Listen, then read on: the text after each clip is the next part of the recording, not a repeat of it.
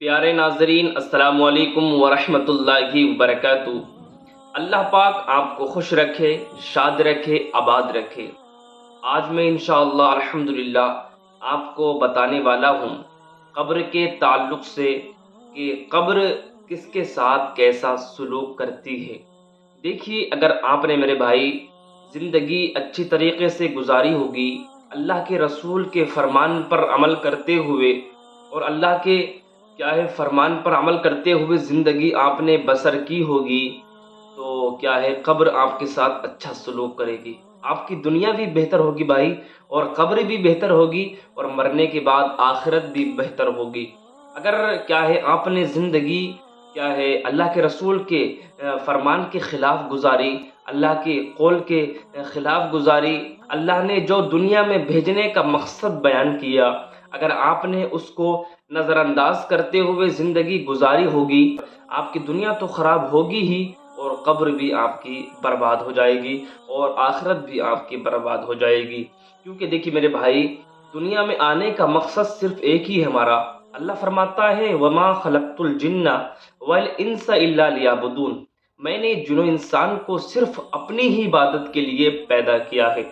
अगर हम इसको ही अपनी पसे पुश्त डालकर ज़िंदगी गुजारेंगे, तो हमारा अंजाम क्या होगा।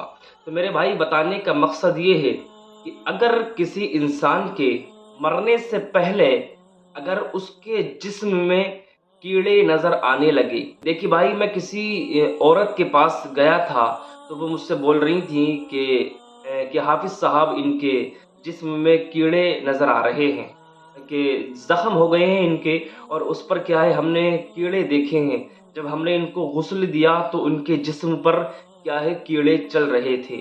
मरने से पहले किसी के जिस्म पर कीड़े नज़र आ जाएं, कीड़े चलने लग जाएं, तो इससे ये पता नहीं लगता कि ये शख्स गुनहगार है।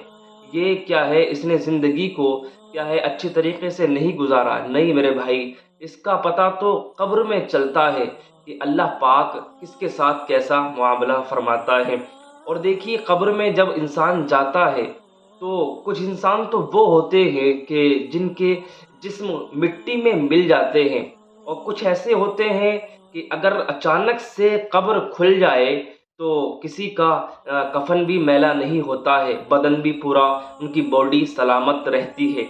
तो इससे अज़ाब का ताल्लुक़ इससे नहीं है कि किसका जिस्म सलामत है और किसका जिस्म मिट्टी में मिल गया है। नहीं मेरे भाई, इससे ताल्लुक़ इसका नहीं है कि कौन कितना गुनहगार है, कौन कितना पापी है, इससे पता नहीं लगता है।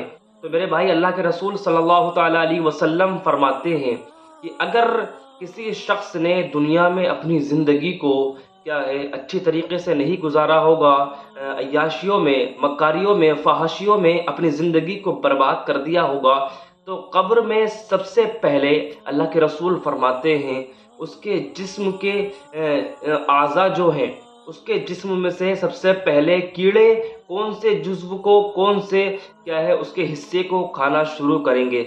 सबसे पहले कीड़े जो खाते हैं, जो आदमी गुनहगार होता है, उसकी आँखों को सबसे पहले खाते हैं।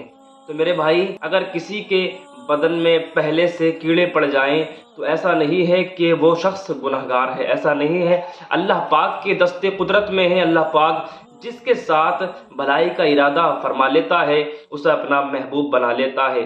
तो हमें बिल्कुल भी इस तरह से ये बात नहीं रखनी चाहिए कि ये शख्स गुनहगार है।